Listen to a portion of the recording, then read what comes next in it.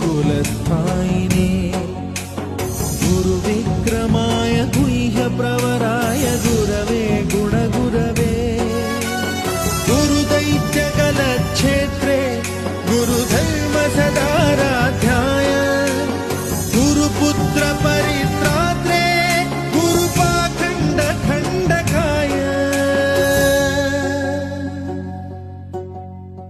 गीतसाराय गीततत्त्वाय गीतगोत्राय धीमहि गूढगुल्फाय गन्धमत्ताय गोजयप्रदाय धीमहि गुणातीताय गुणाधीशाय गुणप्रवेशाय धीमहि एकदन्ताय वक्रतुण्डाय गौरीतनयाय धीमहि।